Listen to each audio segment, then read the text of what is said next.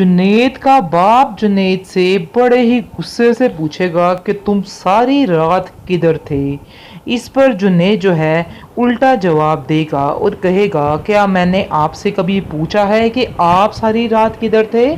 आगे से वो कहता है कि मैं तो किसी मजबूरी के तहत उधर था, क्योंकि मेरी दोस्त की बेटी किडनैप हो चुकी थी, जिसकी वजह से उन अकेली बेसहारा औरतों को सहारा देने की कोशिश कर रहा था।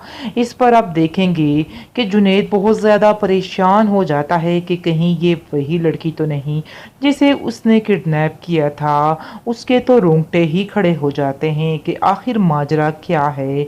इसके बाद आप देखेंगे जोया की फूफो उसकी माँ से कहती है कि मुझे ऐसा लगता है कि वो जो तुम्हारा दोस्त है वो तुम में बहुत ज़्यादा इंटरेस्ट रखता है और वो तुम्हारा बहुत ज़्यादा ख्याल भी रखता है।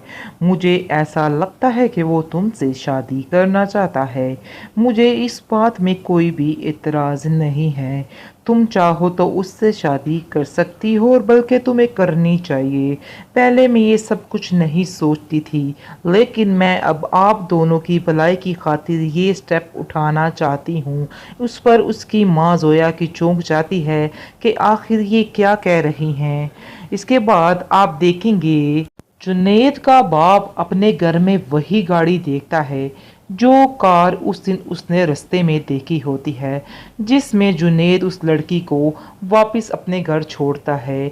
वो ये कार देखकर बहुत ज़्यादा हैरान होता है कि आखिर ये कार यहाँ पर कैसे आई। कहीं ना कहीं उसको अपने बेटे पर शक हो रहा है कि आखिर ये माजरा क्या है। कोई ना कोई तो दाल में कुछ ना कुछ तो काला है। एक तरफ अरसल की माँ ने उसका दिमाग चाटा हुआ है। वो उसके पीछे पड़ी रहती है कि ये जोया जो है मुझे लड़की सही नहीं लगती है।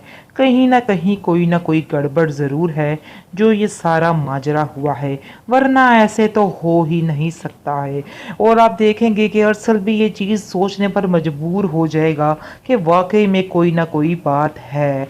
इसके बाद जोया की फूफो की तबीयत अचानक बेहद ख़राब हो जाती है। वो बहुत ज़्यादा रोते रोते चीखते चिल्लाते हैं कि आखिर उसकी फूफो जान को क्या हो गया है। नाज़रीन, आपको पूरी तफसीलात से ज़रूर आगाह किया जाएगा। इससे पहले काइंडली हमारे चैनल को सब्सक्राइब ज़रूर कीजिएगा।